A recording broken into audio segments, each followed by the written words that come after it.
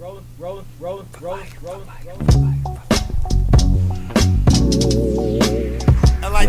y'all already know what time it is. Special guest today. Yeah. Feel that? I'm gonna have me flowing on this shit. Got my man, Cousin Slick in the building with me today, man. Alright, Slick, what's good, man? Man, what's good with it? Chillin', dog, chillin'. We gon' chillax today and talk about a few things, you know me. Little internet geek, stay on the YouTube, stay checking out the hip hop show. I was talking to you about, and we was talking earlier about the Kanye West and Sway incident. I don't know if anybody's seen that, but basically, Kanye always run around talking about, fashion, and he trying to redo the new, Yeezys, and Nike ain't give him a deal, and blah, blah, blah. But anyway, so he's talking about this shit on Sway in the Morning, and Sway is basically telling them, like, people trying to understand why you can't do the shit on your own.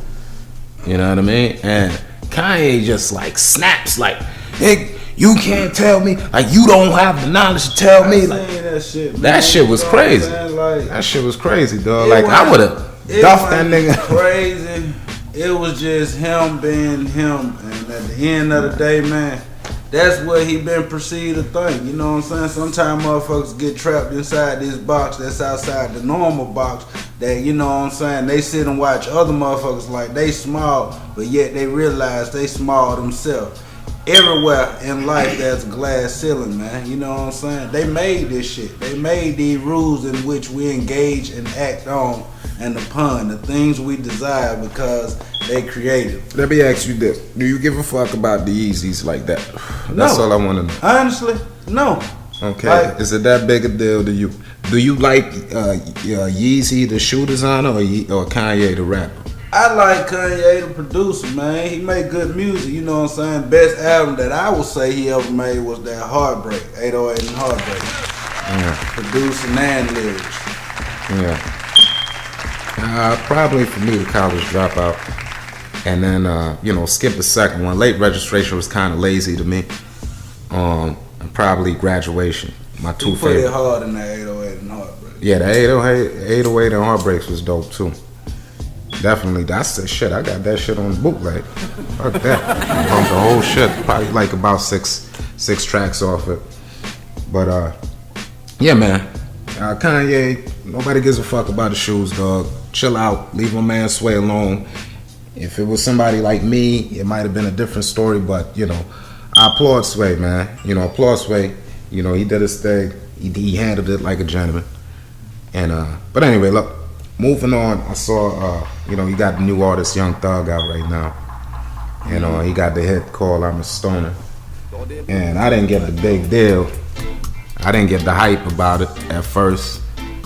If it is a hype. But first of all, I checked the song out the other day. The song is old as shit. The shit came out like last year in fucking August. So I'm like, why the fuck is this shit now getting a buzz like that? It was August, September, 5, 6, 7 months. I mean, it's damn near a year. A year, damn near a year. It's a game. That's crazy. It's a game, and they pick and choose. You know what I'm saying? Like, it ain't no coincidence that certain shit happen at certain times. And if you just look at the characteristics of these people around the same time that all this stuff is acquired, you'll start seeing some funny things because they're the next trending things and they trying to transcend the minds of the youth. But have you checked them out? Young Thug? I mean, I listened to some music. I would listen to a song, and on one of them I heard some shit, hickory dickory dock, like the mouth ran up the clock type shit, and I was like, nah, man, you said type shit, but he didn't literally say. No, he said hickory dickory dock in the fucking song, like literally, yeah. You know what I'm saying? Like, I'm a person who sit down and listen to exactly what's being said. So, I mean, look, I checked out the I'm a Stoner shit. I like the vibe of it, that one specific track. I try to go, do my research and look up Young Thug, and I seen his flyers around the neighborhood a little bit too. Like, I still don't get it. A lot of the other songs is just kind of out there. It's gonna take a long time for me to get. I give him this. delivery wise, he has a nice delivery. If he can find him a nice writer that's gonna give him something to fucking say, he'll do something. What about Young Money trying to sign him? What do you feel about it? I don't I'm like, really man, fuck with Young Money like that. This is another Trinidad James shit all over again.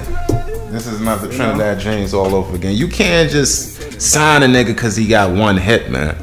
You know what I mean? Because you're like basically you gonna leave him entrapped to the label. Because he gonna be steady sitting on the label trying to find another hit. See, when Drake came on, Drake had songs. Drake was ready. He already knew what the fuck he wanted to do. He was new in this shit. He had songs already but made. You know what? That could be on the album. On what you call it, he was talking about the beat and everybody was jumping on it saying don't just get on the freestyle. He said he a battle rapper. I'm right here in Atlanta. I battle you. This trouble mine. I would battle. Man, he ain't no battle rapper, bro. I would eat you. Yeah. How I don't see him being a battle rapper from his flows. I don't even see least bit of battle rapper in him. Battle. That's interesting. Why CMB signing them too soon? That'd be a bad mistake. They need to let him do his thing. And to me, he's doing his thing just the way it needs to go. From what I heard, he's getting, a little bread here. So let him do his thing. Let him develop. And then snatch him up. Don't snatch the man up and leave him entrapped trying to constantly look for a hit.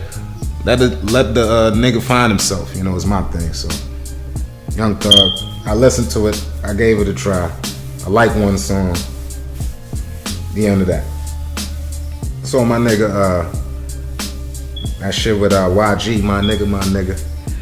Rich Homie Quan, I saw that shit the other day. Hey, man, you know what I'm saying? I salute young homie Rich Quan, man. Like, I recently downloaded the mixtape and shit. That was my ride music going down the road, you know what I'm saying? Over the last weekend. I say he got a nice, you know what I'm saying? He got nice production on there, and even though some of the words become redundant, some of the things he talk about becomes redundant. He's young, you know what I'm saying? He ain't quite lived life, so I understand that through his music right now. But hold on, listen to me now. I sit and hear him, and you know what I'm saying? I could understand and see that he really come from, you know what I'm saying, that struggle that he speak on in a sense.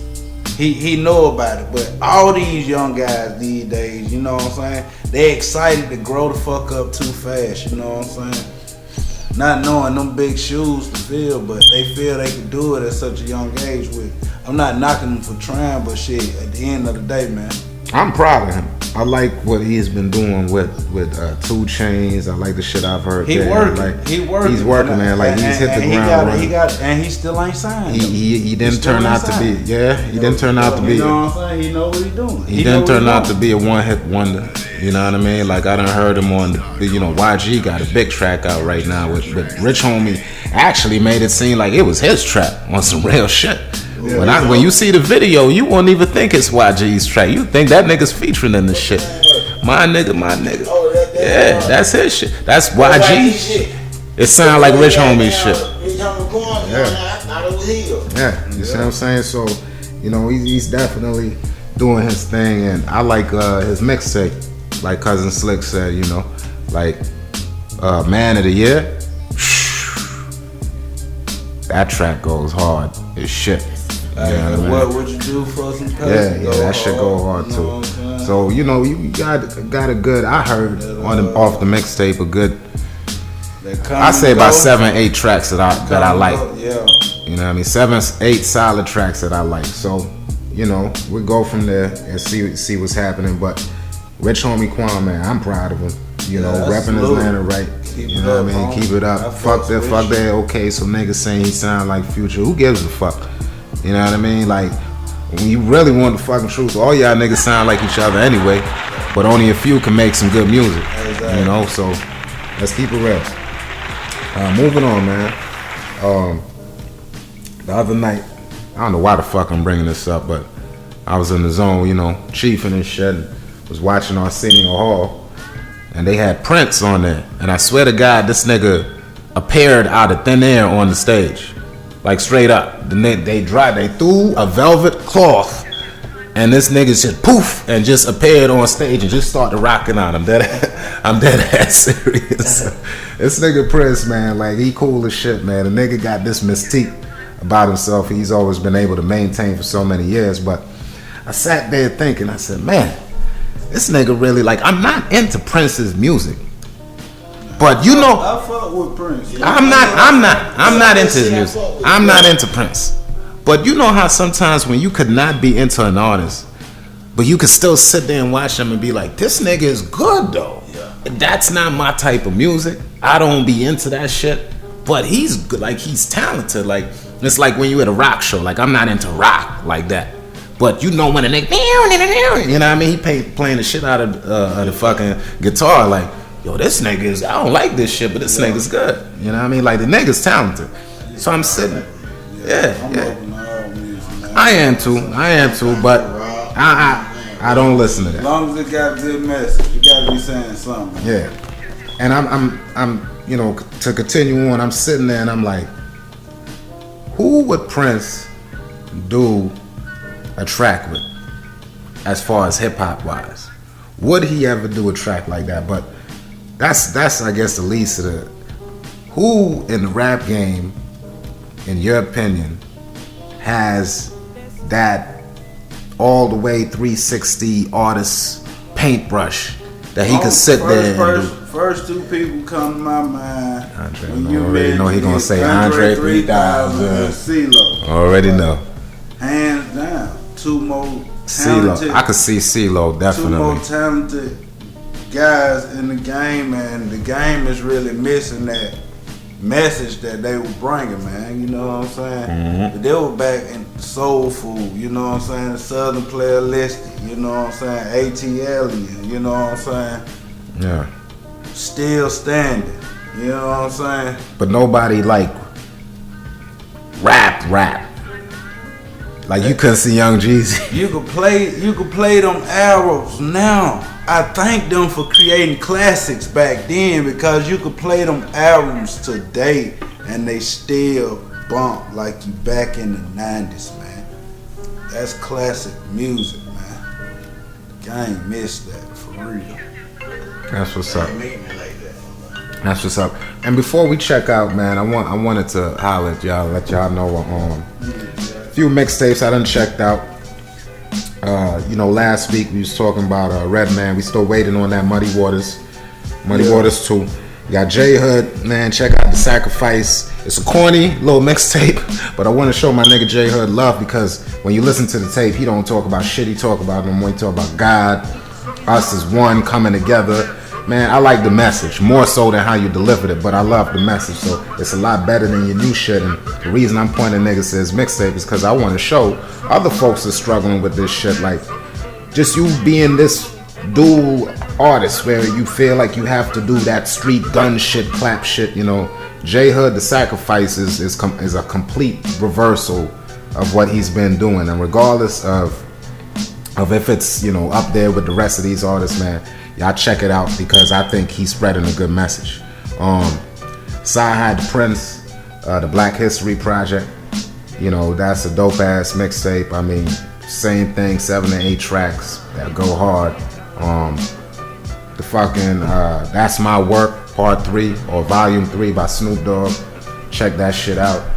I heard Rocco's Lingo for Dummies. I didn't listen to the whole shit. I listened to probably like from 1 to 7 or 1 to 6, some shit like that. But that shit went hard. You know what I'm saying? Typical Atlanta shit, Atlanta slang.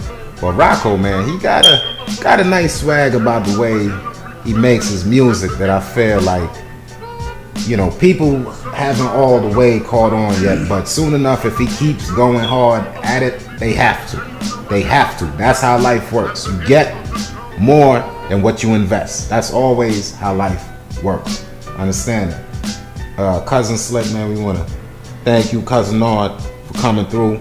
You know, appreciate both of y'all for just sitting here chopping it up with me. Anything either one of you fellas would love to tell the people. And hold on, before you even say anything, you know, you can catch both of my dudes here at runtrueatlanta.com. And what's you got a Twitter, my man? That nigga like, man, I ain't use that shit in. Trouble Mind 007. Instagram Trouble Mind 007. And you can find me at Geechee Dan 1. The number 1. At Geechee Dan GeeChiDan 1. Alright, and Nard keep it street. He don't got none of that shit. Just catch him on the street. Keep your head up. Yes, sir. Check out those mixtapes, man. And until then, keep bumping that good music, yo.